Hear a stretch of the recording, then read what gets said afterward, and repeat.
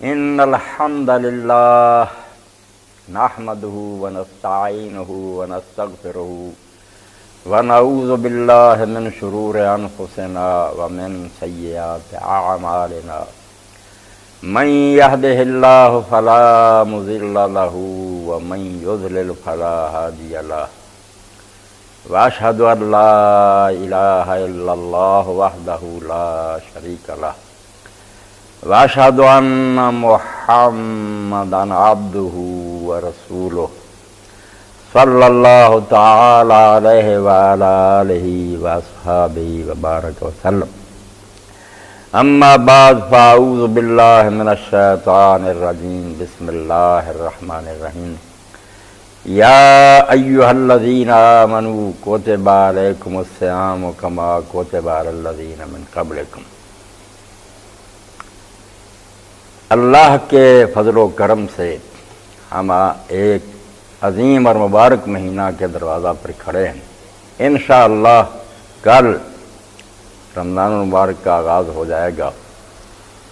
میں نے اس کو عظیم اور مبارک مہینہ کہا ہے، اس کی عظمت کا اندازہ اس فرمان نبوی علیہ صاحب الصلاۃ والسلام سے ہی ہو جاتا ہے کہ اذا دخل رمضان فتحت ابواب الرحمہ، جب رمضان شروع ہوتا ہے تو رحمت کے دروازے کھل جاتے ہیں،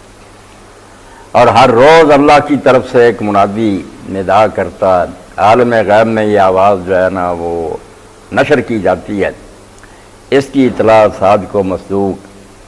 سید کائنات فخر موجودات حضرت محمد رسول اللہ صلی اللہ علیہ وسلم کی وساطت سے ہمیں موصول ہوئی،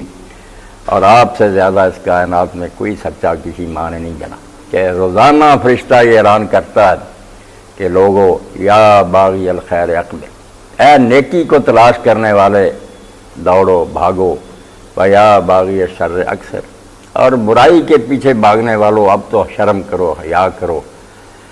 اور اسی مہینہ میں اللہ رب العالمین نے ایک ایسی مبارک رات مقرر فرما دی جس کو خیر من الف شہر کا کہ 1000 مہینہ سے بھی بہتر ہے۔ 1000 مہینہ کوئی شخص اللہ کی عبادت کرے اور نیک اعمال کرتا رہے تو یہ ایک رات جو ہے اس کی عبادت اس 1000 مہینہ کی عبادت سے بھی بہتر اور افضل ہے۔ اللہ بہتر جانتا کتنی بہتر ہے یہ نہیں بتایا گیا، بہت بہتر ہے اس سے۔ تو ایسا مبارک زمانہ جو ہے اسی کے بارے میں فرمایا گیا کہ من ادرک رمضان فلم یغفر لہ، کہ جس شخص کو رمضان المبارک کے دن نصیب ہوئے اور پھر بھی نیک اعمال کی بنا پر وہ بخشا نہ گیا، اس نے ان دنوں سے بھی فائدہ نہ اٹھایا تو باعث مدرک رمضان، فرمایا بڑا بد نصیب کم بخت اور قسمت کا کھوٹا نکلا، ورنہ یہ تو باران رحمت کا زمانہ تھا، بارش کی جھڑی لگی ہوئی تھی۔ ان دنوں میں تو آدمی کو شرابور ہو جانا چاہیے تھا، سر سے پاؤں تک بھیگ جاتا اللہ کی رحمت سے۔ تو یہ مبارک اور عظیم مہینہ جس میں ہم داخل ہو رہے ہیں، اس کا عربی زبان میں نام رمضان ہے۔ شہر رمضان الذی انزل فیہ القرآن، اور رمضان ویسے تو اس میں علم ہے، شناخت کے لیے ایک مہینہ کا نام ہے، پراپر ناؤن ہے، اور عموماً اسماء اعلام جو ہوتے ہیں کسی چیز کے شناخت کے لیے نام، ان میں اور ان کے معنوں میں کوئی مناسبت نہیں ہوتی۔ ہم دیکھتے ہیں کہ کچھ لوگ جاہل ہوتے ہیں مگر نام ان کا لوگ محمد فاضل رکھ دیتے ہیں، کوئی آنکھوں سے اندھی ہوتی ہیں لڑکیاں ان کا نام نور بڑی رکھ دیتے ہیں۔ تو ہمارے ہاں یہی ہے کہ اسم اور مسمہ میں کوئی مناسبت نہیں ہوتی، مگر اللہ رب العالمین نے عبادت کے لیے اور روزوں کے لیے جس مہینہ کو چنا تو اس کا نام رمضان جو ہے یہ صرف نام نہیں، اس کی اس مہینہ کی خصوصیات سے بڑی مناسبت ہے، بڑا جوڑ ہے۔ تو عربی زبان میں جب ہم اس کے اشتقاق پر غور کرتے ہیں کہ اس کا روٹ کیا ہے، کس سے یہ نکلا لفظ، تو پتہ چلتا کہ ایک تو لفظ ہے عربی زبان میں رمز، میم پر جزم پڑی جاتی، اس سے بنا ہے۔ تو پھر وہ بارش ہوتی ہے جو جب زمین جل بن جاتی ہے بالکل سڑ جاتی ہے تو اس وقت جو بارش ہوتی ہے اور وہ زمین کی گرمی اور حرارت کو ختم کرتی تھی، عربی زبان میں اس بارش کو جو موسم خریف کے آغاز میں ہوتی ہے رمز کہا جاتا۔ تو اس پر اگر نظر دوڑائی جائے تو پھر وہ رمضان کا یہی معنی نہ سمجھ میں آتا کہ جس طرح وہ بارش زمین کی حرارت کو ختم کرتی ہے اور اس کی گرد و غبار کو دھو دیتی ہے، رمضان المبارک بھی اگر آدمی اس کو صحیح استعمال کرے اور اس میں جو کام کرنے چاہیے وہ کرے اور جن چیزوں سے پرہیز کرنا چاہیے ان سے اجتناب کرے تو یقیناً اس بارش کی طرح اس کے گناہوں کو دھو دے گا۔ یہ رمضان جو یغسل الذنوب ہوگا، جیسے کو دھو دے گا۔ اور ایک معنی عربی زبان میں اس کا جو ہے نا رمز کا وہ جلنا ہے،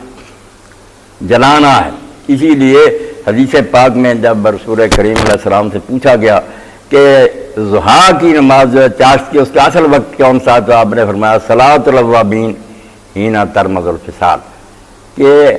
اللہ سے ڈرنے والوں کی نماز جو ہے ضحیٰ، اس کا اصل وقت وہ ہے جب اونٹوں کے بچوں کے پاؤں بھی جلنے لگے، رامدہ سے وہ بنا ترمض ہو۔ تو اس لیے احتراق اور احراق بھی اس کے معنی میں پایا جاتا ہے، جلا دینا۔ تو یہ انسان میں جو برائیاں ہوتی ہیں، کھوٹ ہوتا ہے، جیسے بھٹی میں جب سونے کو ڈالا جاتا ہے تو اس میں جو کھوٹ ہوتا ہے وہ بھٹی اس کو جلا کر رکھ دیتی ہے۔ رمضان المبارک بھی ایک ایسی بھٹی ہے جس میں جب آدمی پڑتا ہے تو اس کے گناہ جو ہے نا وہ جل جاتے ہیں، ان کو یہ جلا دیتا ہے۔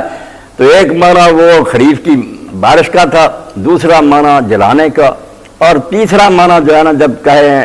کہ رمضان نثال، اس نے اپنے تیروں کو رگڑا کہ دو پتھروں کے نیچے رکھ کر، ایک نیچے پتھر ایک اوپر درمیان میں تیر، اور ان کو اس طرح پتھروں کو رگڑا کہ وہ باریک ہو جائے، تیر کام کے لائق ہو جائے، اسلحے کو درست کرنا۔ تو یہ بھی آپ سمجھیں کہ ایک ایسا ریپیئرنگ کا زمانہ ہے، اپنی صحیح جو ہے نا مرمت، جیسے ورکشاپ میں بھیج دیتے ہیں کہ اس میں جو خرابیاں دور کر کے اس کو درست کر دیا جائے۔ رمضان ایسا ہی سمجھیں کہ ہم جو اپنے تقوی اور تزکیہ کے آلات اور اسلحے ہیں ان کو اس معنی میں رگڑتے ہیں، ٹھیک کرتے ہیں، بالکل ان کو اس قابل بناتے ہیں کہ پھر وہ شیطان کے مقابلہ میں سارا سال ہمیں کام دیتے رہیں۔ تو لغت عرب میں یا اس کا معنی بارش کا جو دھوتی ہے،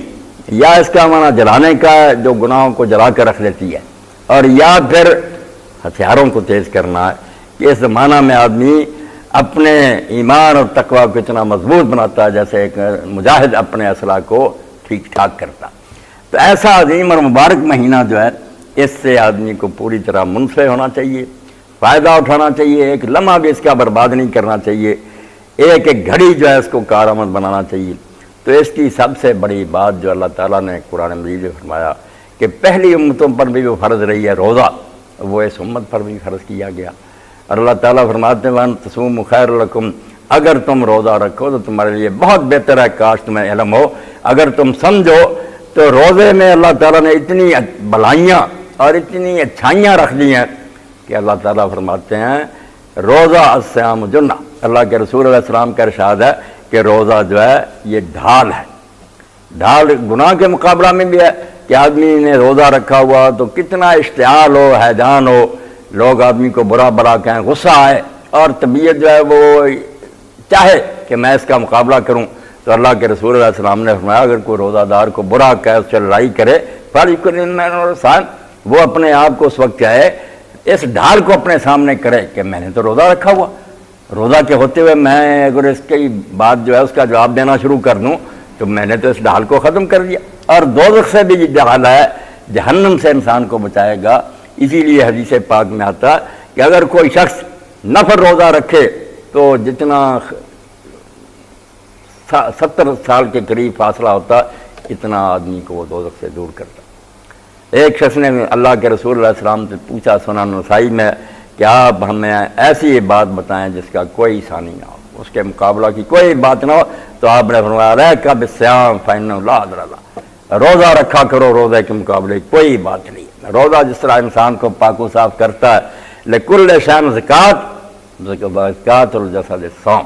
ہر شے کی زکوٰۃ ہے، اس کو صاف کرنے والی چیز اور جسم کی صفائی کرنے والی۔ اس میں جتنی برائی کی ہیں جڑیں اور مرکز، ان کی تطہیر کرتا ہے روزہ۔ تو روزے کے بارے میں اللہ کے رسول علیہ السلام نے اسی لیے فرمایا کہ جو شخص روزہ رکھے اور پھر بھی بے حیائی اور برائی کے کام نہ چھوڑے، فَلَيْسَ لِلَّهِ حَاجَةٌ فِي أَن يَدَعَ الطَّعَامَ وَالشَّرَابَ، تو اللہ کو پھر کیا ضرورت ہے کہ وہ بھوکا پیاسا مرتا رہے، ایسے روزے کا کوئی فائدہ نہیں۔ روزہ تو ہونا چاہیے فَلْيَصُمْ سَمْعُكَ وَبَصَرُكَ، جیسے امام جعفر صادق فرماتے ہیں کہ جب تو روزہ رکھے تو تیرے کان بھی روزہ رکھیں، تیری آنکھیں بھی روزہ رکھیں، ہر عضو جو ہے ولا یکون یوم صوم کا یوم فطر کا، تیرا روزے کا دن اس طرح کا نہیں ہونا چاہیے جس طرح بے روز کا ہوتا، جیسے روزے کے بغیر دن گزرتا اور آپ کی دلچسپیاں ہوتی ہیں صحیح غلط، اگر روزے میں بھی وہ جاری رہیں تو روزہ کیا ہوا پھر؟ روزہ تو ڈھال ہونا چاہیے کہ آدمی ہر لمحہ یہ خیال رکھے کہ میں اگر شام تک بھوکا پیاسا بھی رہوں اور شام کو یہ کہہ دیا جائے کم من صائم لیس له من صیام الزمہ، کہ بہت سے روزے دار ہیں جن کو ان کے روزے سے سوائے پیاس کے کچھ بھی نہیں ملا، بھوکے پیاسے مرے کوئی اجر نہیں ملا، تو اس سے زیادہ حماقت کیا ہوگی کہ ایک آدمی ایک کام بھی کرے اور اس کی مزدوری کچھ بھی نہ ملے، اس کو کوئی اجر اور ثواب نہ ملے۔ اس لیے پوری احتیاط اور بچاؤ کے ساتھ روزہ کو نبھانا چاہیے، اس میں کوئی ایسا عمل نہیں ہونا چاہیے جو اللہ پاک کو ناراض کرے۔ اور ساتھ ایک بات یہ بھی سامنے آنی چاہیے میرے اور آپ سب کے کہ روزہ سے تو ہمیں یہ سیکھنا چاہیے تھا کہ یہ جو ہے نا ہمارا پیٹ، اس کا کلا مسمار کیا جائے، جو سارا دن کھانے پینے میں لگے رہتے ہیں، پیزا ہاؤس ہٹ چلے جاتے ہیں، ہوٹلوں میں چلے جاتے ہیں، کئی ہزار روپے وہاں کھانے میں خرچ کر دیتے ہیں، اور اب بھی مہنگائی کے اصل جو ہے نا باعث اور سبب بھی ایسے ہی لوگ ہیں کہ اللہ نے پیسہ وافر دیا، خریداری ایسی کرتے ہیں کہ دوسرے لوگوں کے لیے مہنگائی پیدا ہو جاتی۔ تو روزے نے انہیں کوئی یہ بات نہیں سمجھائی کہ روزہ بر جوت شب خونزنت، روزہ تو حملہ آوری بھوک اور پیاس پر ہوا تھا کہ اس کو کم کرو، یہ جو کھانے میں ہی لگے رہتے تو ہم ہر وقت جانوروں کی طرح خیبر تن پروری را بشکنت، اقبال کہتے ہیں یہ پیٹ کو ہر وقت بھرتے رہنا یہ بھی ایک قلعہ ہے خیبر کا، کفر کا گڑھ ہے،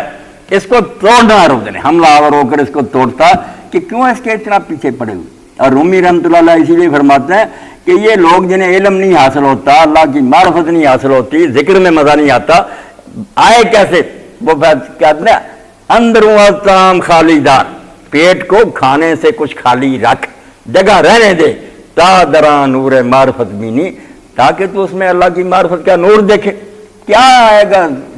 منہ اور ناک تک بھرے ہوئے کھانے سے بے ہوش ہو کر گر جاتے ہیں، زور کی نمازیں بھی گزر جاتی ہیں، انہیں روزے سے پھر بدنصیبوں کو کیا ملے گا؟ روزہ تو سکھاتا تھا کہ کم کرتے جاؤ، اسی لیے اللہ کے نیک بندے امام غزالی اور دوسرے فرماتے ہیں جو افطاری اور ساری کے وقت پہلے کی نسبت بھی کھانے بڑھا لے، ہوتا تو ایسے ہی ہے کہ بجائے اس خیبر تن پروری کو توڑنے کے اس قلعے کو لوگ زیادہ سامان کرتے ہیں، بن رہے ہیں سموسے اور پکوڑے اور یہ اور وہ، یعنی شام کو جو 6 پیروں میں کچھ احساس ہوا تھا بھوک کا کسر نکال دیتے ہیں۔ وہ شیطان جو ہے نا نفس پہلے سے ہی موٹا ہو جاتا، رمضان ختم ہوتا تو یہ بالکل فربا بنے ہوتے ہیں، ایسے بھینسے بنے ہوتے ہیں کہ بالکل پتہ ہی نہیں چلتا کہ رمضان کو آیا۔ تو ہونا تو چاہیے کہ یہ کم ہوتا جائے۔ اب کیا کریں، اللہ کے رسول علیہ الصلوۃ والسلام کی طرف دیکھیں، وہ تو حضور نے مہربانی فرمائی کہ تم صوم وصال نہ رکھو، مگر اس کو بھی علماء نے سمجھا کہ اگر حرام ہوتا تو کئی صحابہ بعد میں بھی کیوں رکھتے، حضرت عبداللہ بن زبیر رضی اللہ عنہ رکھا، یہ نہیں بھی ارشادی تھی، آپ نے مہربانی سے کہا تھا کہ نہ رکھو، بہتر صوم وصال کیا کہ نہ شام کو روزہ افطار کرنا، نہ ساری کھانی، روزے کے ساتھ روزہ جوڑتے جانا، رات کو بھی نہیں کچھ کھانا پینا، یہ کئی دن کا، 6 دن کا، 7 15 دن کا۔ تو اللہ کے رسول علیہ السلام جب اس طرح کا روزہ رکھتے اور لوگوں کو منع کرتے تو لوگوں نے پوچھا کہ اللہ کے رسول علیہ السلام آپ ہمیں روکتے ہیں، آپ یہ صوم وصال رکھتے ہیں؟ فرمایا میں تمہاری طرح کوں، میں اس معاملہ میں تمہاری طرح کا نہیں۔ یہاں بھی کچھ لوگوں نے یہ کچھ ایسا کیا کہ وہ لفظ آئے میں تمہاری طرح کا نہیں۔ ہمارے کئی دوستوں نے کہا اس سے پتہ چلا حضور انسان نہیں تھے، بشر نہیں تھے، یہ تھے وہ نہیں، ہر بات کو غلط معنی پہناتے فی ہذا، وہاں حدیث میں کہ اس کام میں میں تمہاری طرح کا نہیں، تم اپنے آپ کو میرے ساتھ نہ قیاس کرو، مجھے اللہ کی طرف سے کھانا اور پینا ملتا ہے۔ اب اس کے بارے میں علماء نے کہا کہ اگر کھانا پینا سچ مچ بے شک جنت کا ہی ہوتا، یہی کھانا پینا ہوتا تو صوم وصال تو نہ ہوتا۔ پھر آپ کہتے ہیں میں صوم وصال کب رکھتا ہوں، میں رات کو کھا لیتا ہوں؟ نہیں، کھانا نہیں تھا، وہ کھانا صرف اللہ کی محبت، اللہ کا ذکر، اللہ تعالیٰ سے پیار، اور اسی کے بارے میں ابن قیم زاد المعاد میں لکھتے ہیں کہ جنہوں نے یہ نہیں چکھا انہیں کیا پتا کہ محبوب کی یاد میں کیا لذت ہے۔ وہ کھانے پینے میں لذت سمجھتا ہے کہ کھاتے پیتے رہو، اگر اس لذت کا انہیں پتہ چل جائے کہ اپنے پیارے کا نام لینے میں کیا مزہ آتا، لہا احادیث من ذکرا کا تشغلھا ان شراب و تلہی عن زادی، اونٹنی چل رہی ہے مسافر کو لے کر جا رہا ہے محبوب کو ملنے کے لیے، اب اونٹنی تھک گئی ہے، ہاں تو کہتا ہے کہ میں پھر اس کو باتیں سناتا ہوں اپنے محبوب کی، جب میں اس کے تذکرے کرتا ہوں، لا احادیث من ذکرا کا تشغلها عن الشراب وتلهی رادی، اس اونٹنی کو پھر پانی پینا بھی بھول جاتا ہے اور کھانا بھی چھوٹ جاتا ہے اس سے، وہ مست ہو کر چلتی رہتی ہے کہ بس یہ تم سناتے جاؤ نغمہ، اب مجھے بھوک پیاس نہیں ہے۔ تو روح بھی ایک اونٹنی ہے نا جس پر ہم سوار ہیں اور اللہ کی طرف جا رہی ہے، جو اس کو کھانا پینا یہ دنیا کا دیتے رہتے ہیں، یہ بیچاری ڈب جاتی ہے، کبھی روح کو موقع ہی نہیں ملتا اپنی بات کرنے کا، اور جو اس سے اس کو آزاد کر دیتے ہیں۔ سد رمت، زندہ رہنے کے لیے تھوڑا بہت جو حضور نے بولا اتنے لقمے کافی ہیں کہ تیری کمر کو سیدھا رکھ سکیں، اتنے پر بس کرو، باقی جو ہے کسی نیک کام پر وہ دولت لگاؤ، مسکینوں اور غریبوں کو دے۔ اور اسی لیے اللہ کے رسول علیہ السلام نے فرمایا روزہ رکھ کر بھی اگر تمہیں غریبوں کی مصیبت کا پتہ نہیں چلا کہ جن بیچاروں کے گھر میں شام کو چولہا نہیں جلے گا، بچے بھوکے بیٹھے ہوں گے، ان پر کیا گزرتی، روزہ رکھا تم نے 14-15 گھر، تمہیں پتہ نہیں چلا کہ بھوک کیا مصیبت ہے؟ کیوں نہیں تم نے جو زائد بچا تھا خریداری کرنے کی بجائے کسی کے گھر میں بھیج دیا، مسکینوں کو دیتے؟ اور اسی لیے ایک مسلمان کو افطار کرانا، اس کے کھانا کا انتظام کر دینا کہ وہ گھر میں آرام سے کھا سکے۔ یہ تو ہم نے بنا لیا کہ مسجدوں میں بھیج دیتے ہیں، سارے کھاتے ہیں امیر غریب، یہ افطار نہیں ہے۔ افطار صحیح تو یہ ہے کہ آپ خاموشی سے کسی کے گھر میں اتنی رقم بھیج دیں کہ وہ بیچارے اپنے گھر میں انتظام کر رہے ہیں کہ شام کو روزہ افطار کر لیا کریں، کتنا بڑا اجر ہوگا۔ فرمایا روزے دار کے برابر ایک روزہ ثواب تمہیں ملے گا، غلام آزاد کرنے کا ثواب ملے گا۔ وہ بیچارے تو مرنے کے قریب زندہ ہو گئے، کتنی دعائیں دے گئے وہ۔ اور ایسے لوگوں کے لیے اللہ کے رسول علیہ السلام فرماتے ہیں روزانہ 2 فرشتے دعائیں کرتے ہیں، اللہ مات منفقن خلفا، اے اللہ جو تیری راہ میں خرچ کرتے ہیں، مسکینوں کی مدد کرتے ہیں، ان کو اور دے، اس کی بجائے ان کو اور زیادہ دے، اللہ مات ممسکن تلفا، جو روک کر بیٹھے ہوئے نہیں دیتے یا اپنے عیش و عشرت پر خرچ کر رہے ہیں، ان کا اللہ برباد کر دے۔ اور جب اللہ کے حکم سے وہ فرشتے یہ آوازیں دیتے ہیں تو سنی کیوں نہ جائیں گی؟ ٹھیک ہے تھوڑا بہت وقفہ ہوتا ہے، مگر میری نسبت آپ زیادہ دیکھتے ہیں معاشرے میں پھرتے، کتنے امیر ہیں جو بعد میں لوگوں نے انہیں بازاروں میں دھکے کھاتے دیکھا، ایک پائی نہیں رہ گئی، پکڑ آ گئی، خدا کی عرب روتے پھر، گاڑیاں بھی گئیں اور کوٹھیاں بھی بک گئیں۔ اللہ سے ڈرنا چاہیے۔ تو اس کی بجائے مساکین کی مدد اگر کی جائے تو اس میں کتنا اللہ خوش ہوگا۔ وہ واقعہ جو میں نے پڑھا اور کئی مرتبہ خطبات جمعہ میں بھی اس کو دہرایا، اب بھی دہراتے رہے کندھے مقرر، یہ باتیں پرانی نہیں ہوتی، کہ ربیع ابن خثیم اتنے بڑے ولی ہیں، عالم ہیں، حدیث کے راوی ہیں،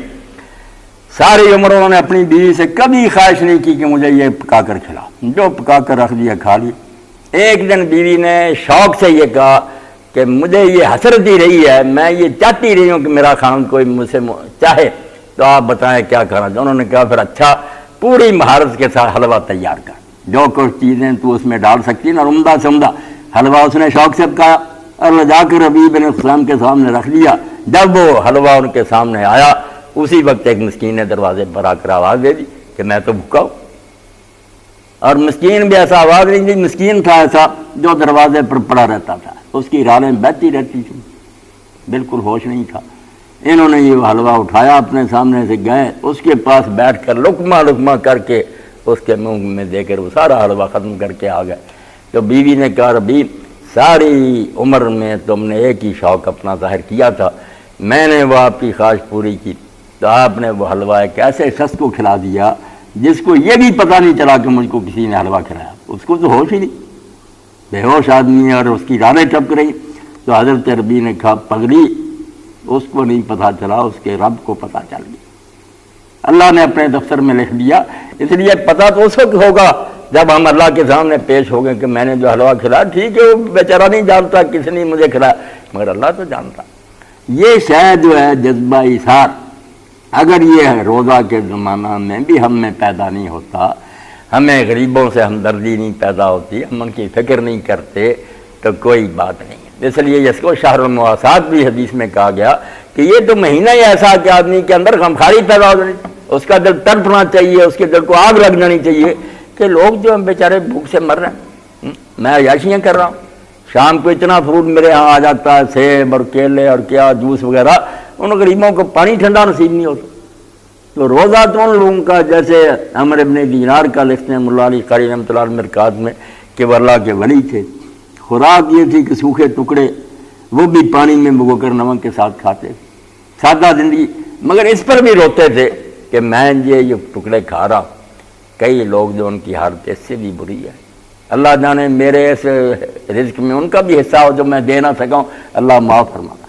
اب جو کھا رہے ہیں اور کبھی انہیں خیال ہی نہیں آتا کہ اللہ ان لوگوں کو آپ کی طرح نہیں دے سکتا تھا،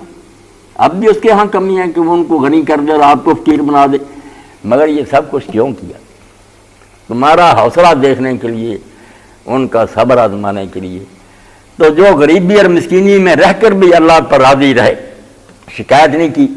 اب جیسے بات کے لیے، جیسے میں نے رمضان کا کہا، ایسے بات کے لیے بھی اللہ نے عربی زبان میں صوم کا لفظ استعمال کیا۔ صوم کیا؟ امساک اور حبس،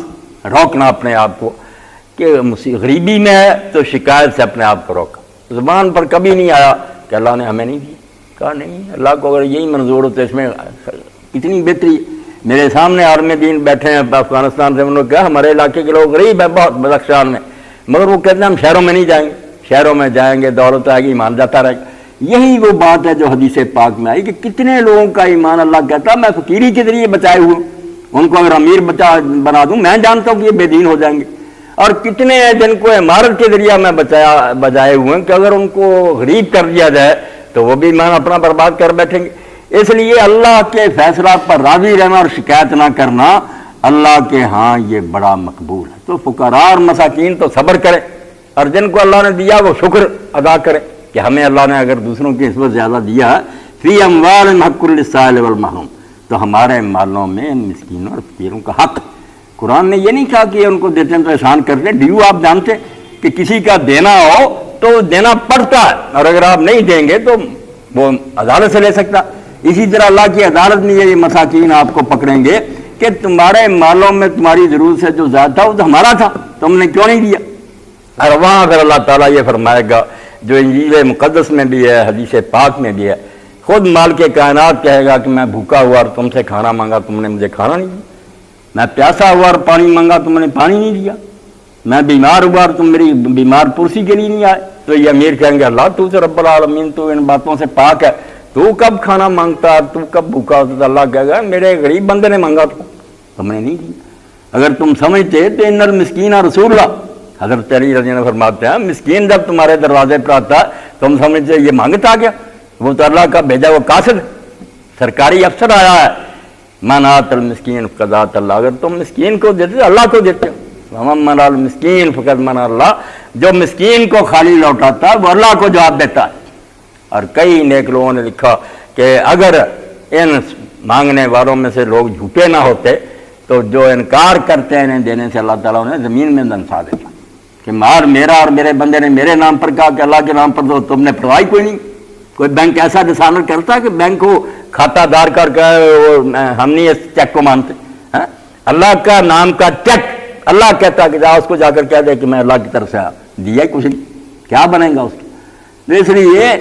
رمضان المبارک جو ہے نا، اس مہینے میں جو چیزیں انسان میں پیدا ہونی چاہیے اور اگر ہیں تو ان کو بہت بڑھ جانا چاہیے، ان میں ہمدردی اور ایثار کا جذبہ بھی ہے کہ انسان اپنی بجائے دوسروں کو دینا شروع کرے۔ لوگوں نے دیکھا کہ ایک شخص طواف کعبہ میں، امام ابن کثیر اپنی تفسیر میں لکھتے ہیں، کوئی دعا نہیں کر رہا تھا سوائے اس کے رب کے شاہ نفسی۔ تو ایک آدمی نے آگے جا کر دیکھا کہ کون ہے، تو معلوم ہوا اللہ اکبر، یہ تو اللہ کے رسول کے عظیم صحابی عشرہ مبشرہ میں سے عبد الرحمن بن عوف ہیں رضی اللہ تعالیٰ۔ تو پوچھا کہ آپ یہ دعا کر رہے ہیں کہ اللہ مجھے تنگ دلی سے بچانا؟ تو فرمایا امت سے برباد کیوں ہوئی، سارا جہان اسی سے لیے تو برباد ہو گیا کہ دل تھوڑے کہ جو میرے پاس ہے یہ بھی تھوڑا اور میں سارا جہان کا سمیٹ لوں، دل کھلا نہیں ہوا کہ جو زیادہ لوگوں کو۔ اس لیے شوہ نفس جو ہے کہ دل کا تنگ ہو جانا، بخل ہے، بربادی تو امتوں کی اسی لیے۔ یہ سارا جہان میں جو فساد ہے، ڈاکے پڑ رہے ہیں، قتل و غارت، کیا ہے کہ چھین لو چھین لو چھین لو۔ کوئی یہ بھی ہے کہ جو اپنی جوڑی میں لے کر نکلے کہ میں نے چھیننا نہیں، میں نے تو اپنے پاس جو ہے یہ بھی لٹانا دینا۔ اللہ کی رحمت ہے ان نیک بندوں پر، جیسے حضرت سیدنا عثمان غنی رضی اللہ تعالیٰ عنہ تھے کہ حضرت عمر رضی اللہ عنہ کے زمانہ میں قحط ہوا، عام رمادہ۔ عام رمادہ کہتے ہیں ایسا سال جس میں راکھ اڑنے لگی، بالکل ہر شے برباد ہوگی، بارش ہونا۔ حضرت عمر رضی اللہ تعالیٰ عشاء کی نماز کے بعد مصلی پر کھڑے ہو جا کر روئیں، اللہ سے دعائیں کریں کہ اللہ اگر میرے کسی جرم کی وجہ سے امت کو یہ مصیبت درپیش ہے معاف فرما، میری وجہ سے نہ پکڑ۔ تو حضرت عثمان رضی اللہ عنہ شام سے اونٹوں کی قطار، غلے سے لدے ہوئے اونٹ گندم کے منگوائے، مدینہ کے لوگ شہر سے باہر جا کر ملے کہ آپ 1 من کے پیچھے 1 روپیہ نفع لے لیں، کسی نے 2 کہا، انہوں نے کہا نہیں بھائی مجھے زیادہ ملتا۔ لوگ نا امید ہو کر بیٹھ گئے کہ اللہ جانے حضرت عثمان نے کتنے پر بیچنا، مگر صبح لوگوں نے ایک ناقابل یقین جو اس مادی دور میں کوئی سمجھ نہیں سکتا کہ ایسے انسان بھی زمین پر پیدا، اعلان ہو گیا کہ اپنی اپنی ضرورت کے مطابق لوگ آ کر حضرت عثمان رضی اللہ عنہ کے دروازے سے مفت لے۔ اور جب کہا کہ آپ تو کہتے ہیں اتنا نفع ملتا، تو قرآن کا حوالہ دیا کہ قرآن نہیں کہتا کہ جو اللہ کے راستے میں خرچ کرتے ہیں ایسے ہیں جیسے ایک دانہ بوتے ہیں اور 700 گنا ہوتا، بلکہ اللہ اس سے واللہ یضاعف لمن یشاء، جن کے لیے چاہتا ہے اس سے بھی کئی گنا بڑھا دے گا۔ تو اس لیے اس پر یقین ہوگا جو حدیث پاک میں آیا کہ روزے رکھنے ہیں، لیلۃ القدر تلاش کرنی ہے، جو کرنا ہے ایمان و احتسابا، پہلے یہ ایمان تو پیدا کرو کہ یہ باتیں سچی ہیں۔ اگر تم سمجھو کہ یہ یوں ہی بنی ہوئی ہے تو سب کچھ گیا، روزے کیا رہ گیا، رمضان کیا رہا کہ ایمان ہی نہیں رہا۔ ایمان لاؤ کہ اللہ کا رسول جو کہتا ہے اس میں غلط بات کوئی نہیں، اور اس کو حاصل کرنے کی یہ ثواب کی نیت سے یہ کام کرو۔ تو اس لیے اللہ تعالیٰ یہ ماہ مبارک جو انشاءاللہ شام کو شروع ہو رہا ہے یہ خیر و عافیت کا ہو، اس میں اللہ تعالیٰ مجھے اور آپ سب کو تندرستی اور سلامتی سے نوازے، توفیق دے۔ اللہم انا علی صیام و قیام و تلاوت القرآن فیہ، اے اللہ ہماری مدد فرمانا کہ ہم اس میں روزے رکھ سکیں، قرآن مجید پڑھ سکیں اور رات کو نفل پڑھ سکیں، اور پھر اس کو اپنی مہربانی سے قبول فرما کر اس پر اجر بھی دینا، اور عالم اسلام کے لیے اس ماہ کو مبارک کرنا۔ ہمارے حکمرانوں کو بھی اللہ تعالیٰ ہدایت فرما، رعیت کو بھی سیدھی راہ پر لا، ظالموں کے پنجہ سے ہماری جان چھڑا، اور دین کے دشمن جو اسلام کو تباہ کرنے پر چلے ہوئے ہیں ان کے مقابلے اللہ منصر الاسلام والمسلمین واخذل الکفرۃ والمشرکین، وصلی اللہ تعالی علی عبد اللہ ورسولہ خاتم النبیین سیدنا و مولانا محمد علیہ واصحابہ اجمعین، آمین۔ تو روزے کے بارے میں جو شریعت میں جو احکام دیے گئے ان میں سے سب سے پہلی بات یہ ہے کہ روزہ کن کن لوگوں نے رکھنا ہے، اور کن کو روزہ رکھنے سے اللہ تعالیٰ نے معافی دی ہے کہ وہ نہ بھی رکھیں۔ تو ان میں بھی کئی طرح کے، ایک کو بالکل نہیں رکھیں گے، ایک جو ہے وہ رکھ لے پھر بھی ٹھیک ہے، نہیں رکھ سکتے تو اس کا کوئی اور حل ہے۔ تو اس سلسلہ میں اللہ تعالیٰ فرماتے ہیں فمن شاہد منکم الشہر فلیصمہ، پہلی بات تو ہے کہ ایک گروہ تو ان لوگوں کا ہوگا جو مقیم ہیں اور صحیح ہیں، تندرست بھی ہیں اور اپنے وطن میں ہیں، ان کے لیے روزہ تو بالکل کوتب علیکم الصیام فرض ہے، اور ان کا روزہ نہ رکھنا مسلم ہوتے ہوئے انتہائی جرم ہے، اتنا بڑا جرم کہ اس بارے میں بھی ائمہ اہل بیت علیہ السلام کا فتویٰ بالکل صحیح ہے کہ اگر کوئی شخص 3 مرتبہ گرفتار ہوتا کہ یہ رمضان میں روزہ نہیں رکھ سکتا، نہیں رکھ رہا، تو اس کو کوڑے لگائے جائیں گے، اور تیسری مرتبہ ہوگا تو یقتل، قتل کر دیا جائے گا کہ مسلم ہوتے ہوئے تم توہین کر رہے ہیں اس ماہ مبارک کی، اللہ کا مہینہ، اور تم اتنی دلیری سے بغیر کسی وجہ کے کہ کوئی عذر بھی تمہارے پاس نہیں، تم روزہ نہیں رکھتے۔ اس لیے روزہ تندرست اور وطن میں رہنے والے آدمی پر تو لازم ہے، کوئی اس کے لیے معافی نہیں، اور اس بارے میں کوتاہی کرنے والے انتہا درجہ کے مجرم ہیں، بالکل وہ اس ماہ مبارک کی توہین کر رہے ہیں، اللہ کے ہاں سزا کے مستحق ٹھہریں گے۔ اور دوسرا گروہ پھر ان لوگوں کا جو مقیم نہیں ہے، مسافر ہیں، ان کو اللہ تعالیٰ نے فرمایا کہ جو مسافر ہیں وہ دوسرے دنوں میں روزہ رکھ سکتے ہیں۔ اس کے بارے میں نبی کریم صلی اللہ علیہ وسلم کی سنت سے جو علم حاصل ہمیں ہوتا ہے اس سے پتہ چلتا ہے کہ یہ صرف ایک رعایت ہے، اگر روزہ رکھ لے کوئی آدمی مسافر ہمت کر کے تو گناہ نہیں ہے، اس کا روزہ بالکل شمار ہو جاتا ہے، وہ بڑی ذمہ ہو گیا، قضا سے بچ گیا، اور اگر وہ نہیں رکھتا تو اجازت اس کو ہے، بالکل تندرست ہوتے ہوئے سفر کی وجہ سے وہ نہیں رکھتا تو کوئی اس کو برا نہیں کہہ سکتا، بلکہ اگر سفر کی حالت میں وہ تکلیف میں مبتلا ہو جائے تو پھر جیسے اللہ کے رسول علیہ السلام نے دیکھا، سخت گرمی کا زمانہ تھا، لوگوں نے سایہ کیا ہوا تھا، ایک آدمی کے گرجواں سے فرمایا کیا معاملہ اس کا، تو انہوں نے کہا اس نے روزہ رکھا، تو آپ نے فرمایا کہ لیسا من البر الصیام فی السفر، سفر میں اس حال میں روزہ رکھنا کوئی نیکی ہے، کیا ایسا کیا اس نے؟ اور کئی مرتبہ سفر میں روزہ نہ رکھنے والوں سے بڑھ جاتے ہیں۔ ایک سفر میں بے روز لوگ جو انہوں نے خیمے لگائے، پانی کا سامان جانوروں کے لیے کیا، سارا بندوبست کیا، روزے دار جو تھے وہ جاتے ہی گر گئے، تو وہاں اللہ کے رسول علیہ السلام نے فرمایا کہ جو بے روز تھے وہ سارا ثواب لے گئے، روزے داروں کا بھی انہوں نے بوجھ اٹھایا۔ تو اس لیے مسافر کے لیے صحیح مسئلہ یہی ہے کہ وہ نہ رکھے، تو اس کے لیے رعایت ہے، اور اگر رکھے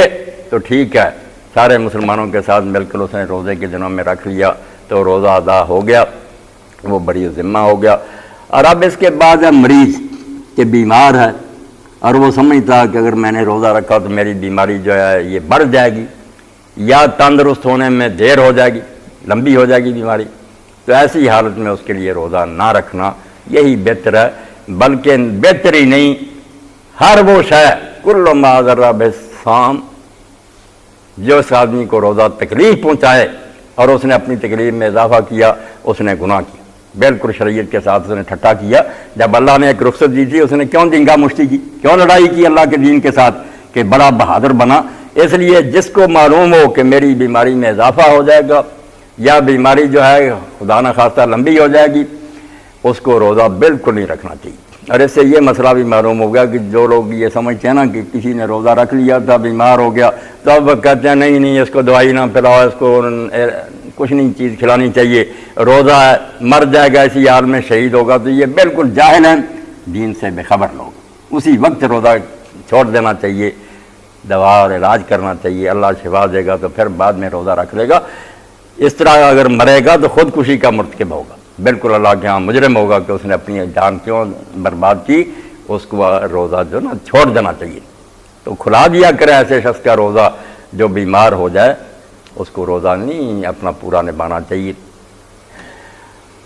دو قسم کی عورتیں ایسی ہیں جن کے لیے روزہ جو ہے نا حرام ہے، وہ نہیں رکھ سکتی۔ ایک حائض ہے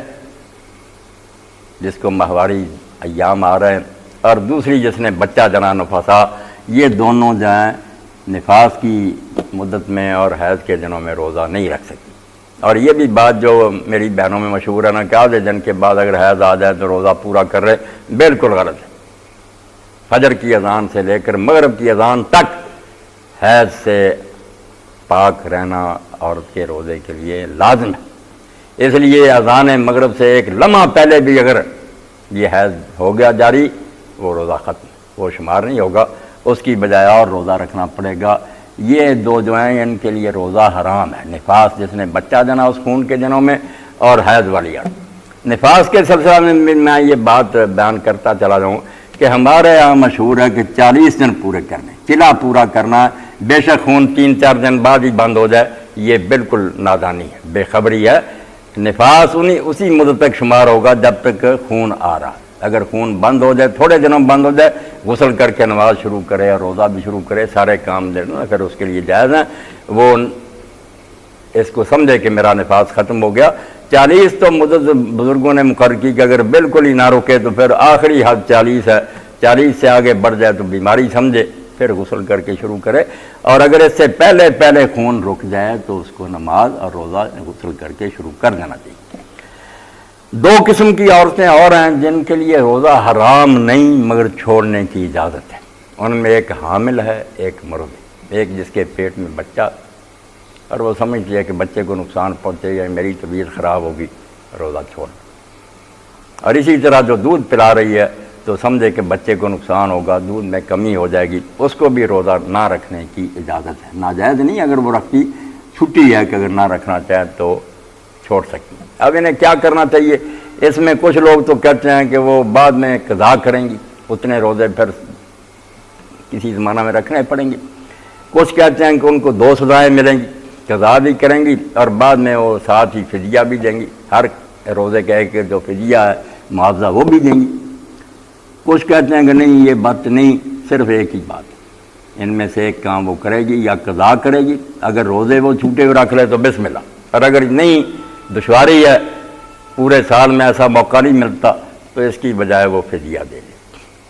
اور یہ جو شیخ کبیر ہے، بوڑھا اور بوڑھی، ان کا بھی یہ حال ہے کہ وہ روزہ نہیں رکھ سکتے، اتنی عمر کو پہنچ گئے تو وہ بھی روزہ نہیں رکھیں گے، فدیہ دیں گے۔ فدیہ کیا ہے؟ صحابہ کرام رضوان اللہ علیہم اجمعین میں سے جنم دیا، انہوں نے ایک مد دیا، چوتھا حصہ سوا کا، یعنی 13-14 چھٹانکے، ایک سیر ہی آپ شمار کرنے اس زمانہ میں، یہ ہے جو فدیہ وہ دیتے تھے۔ باقی اگر کوئی زیادہ دیتا ہے تو اس کی اپنی طرف سے نیکی ہے، اللہ اس کو اجر دے گا۔ حضرت انس رضی اللہ عنہ جب بوڑھے ہو گئے تو وہ صرف اتنا فدیہ دیتے تھے کہ ایک مد، چوتھا حصہ سوا کا جو ہے وہ اللہ کی راہ میں دے دیتے تھے۔ اور اگر کوئی ایسا آدمی ہے کہ بیچارہ روزہ بھی نہیں رکھ سکتا، فدیہ دینے کی بھی اس میں استطاعت نہیں، غریب ہے، تو اللہ کی طرف سے سب معاف ہے، کچھ نہیں، وہ ذکر اذکار کرتا رہے، استغفار کرتا رہے، اللہ اسے بخشنے والا ہے، مہربان ہے، جتنا بس میں اتنا ہی اس نے کرنا۔ روزہ رکھا ہوا ہے، اس روزے کی حالت میں کچھ کام ایسے ہو جاتے ہیں جن سے روزہ ٹوٹ جاتا ہے، تو ان میں سے جو پکی بات ہے وہ تو کھانا پینا اور بیوی کے ساتھ معاملہ ہے خاص، یہ باتیں جن سے روزہ ٹوٹتا ہے۔ اس کے علاوہ جو بہت سی باتیں لوگوں نے اپنی بے خبری سے روزہ توڑنے والی شمار کر لی، ان میں سے قے بھی ہے کہ خود بخود قے آ گئی تو لوگ پوچھنے آتے ہیں، شروع میں زیادہ کھا لیتے ہیں لوگ، پھر پہلے دن ہی آ جاتے ہیں کہ مولانا الٹی آ گئی، تو کوئی فکر کی بات نہیں، پہلے تو کھایا تھوڑا کریں، اور اگر ایسا ہو ہی گیا تو قے سے روزہ نہیں ٹوٹتا، منہ بھر کر آئے یا نہ آئے، جتنا مرضی نکل جائے نا اندر سے، جیسے حضرت ابن عباس فرماتے ہیں کہ روزہ ان چیزوں سے ٹوٹتا ہے جو اندر جاتی ہیں، جو باہر کو آتی ہیں ان سے کیا ٹوٹے، اس لیے نہ قے سے ٹوٹتا، نہ اگر کسی شخص نے پچھنے لگوائے یا فصل کروایا یا خون اپنا کسی طرح نکلوایا یا انجیکشن وغیرہ کے ذریعے خون نکلواتے ہیں دوسروں کو دینے کے لیے، تو ان سے بھی روزے کو کوئی نقصان نہیں پہنچتا۔ البتہ وہ شخص خود اپنے بارے میں دیکھ لے کہ وہ پھر بعد میں کمزور تو نہیں ہو جائے گا، کوئی ایسی حالت تو نہیں ہو جائے گی، وہ الگ معاملہ ہے۔ مسئلہ کی روح سے خون نکلنے سے، داڑھ نکلوانے سے یا دانت نکلوانے سے اور اس طرح جو ہے قے آنے سے روزہ نہیں ٹوٹتا۔ ایک مسئلہ اس بارے میں یہ بھی جاننا ضروری ہے، بالکل ضرورت کے مسائل ہیں، کہ رات کے وقت انسان کے لیے غسل لازم ہو گیا، خواب اس کو آ گیا یا اس نے بیوی کے ساتھ تعلق کیا تو غسل اس پر فرض تھا،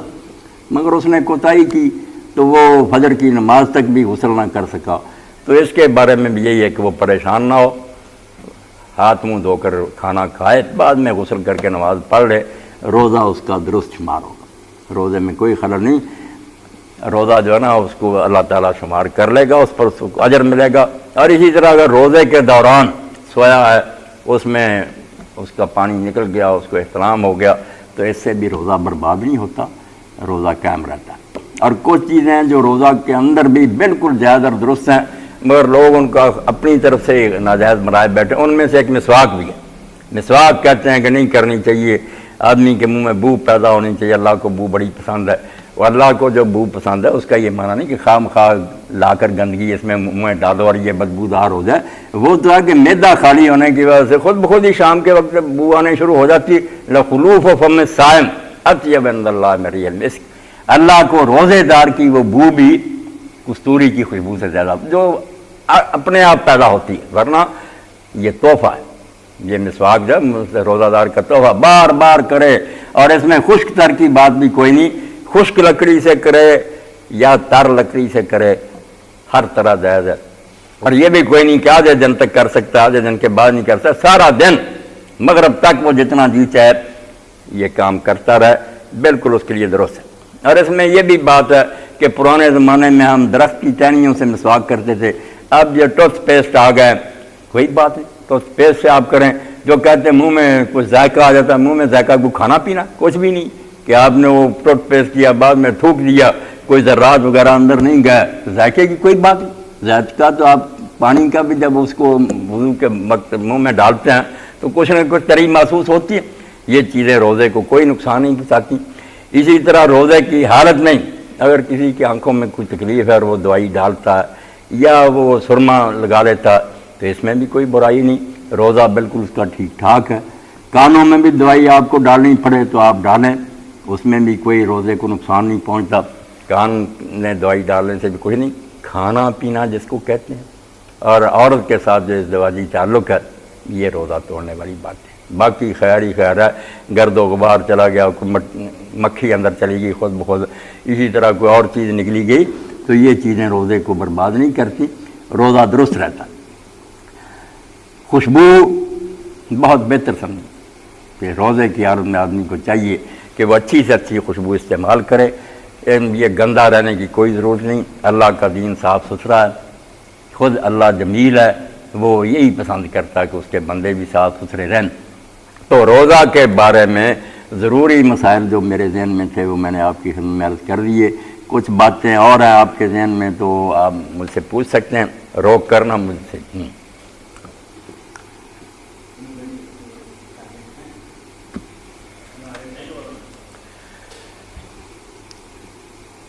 کچھ باتیں اور بھی ہیں جن کی ضرورت پڑتی رہتی ہے اور اس کے بارے میں بھی میری بہنیں یا بھائی پریشان ہوتے ہیں. ان میں سے ایک یہ بھی ہے کہ جو باورچی وغیرہ وہ کھانے تیار کرتے ہیں ان کو بھی ذائقہ چکھنے کے لیے کہ نمک مرچ کیسا، یا گھر میں میری بہنیں کھانا تیار کرتی ہیں تو کھانے کو اور اس شوربے کو چکھ لینا اس کا کوئی حرج نہیں، وہ چکھیں اور تھوک دیں، کوئی بات نہیں، بعد میں مزہ رہ بھی جائے گا تھوڑا بہت نمکین منہ میں تو کوئی نہیں، اس سے روزے کا نقصان ہوتا. اور اسی طرح بچے کو اگر کھانا آپ کھلانا چاہتی ہیں، وہ زیادہ روٹی سخت نہیں ہضم کر سکتا، تو منہ سے ذرا اس کو باریک کر کے چبا کے مزہ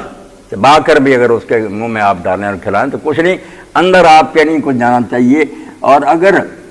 بغیر آپ کے اختیار کے کہ آپ نہیں چاہتی تھی مگر چلا گیا، میں وضو کر رہا ہوں، پانی جو ہے نا قدرتی اندر چلا گیا تھوڑا بہت، یہ بھی معاف ہے، اللہ تعالیٰ اس پر ہمیں نہیں پکڑتا. جان بوجھ کر جو ہم کریں گے اس پر پکڑا جائے گا.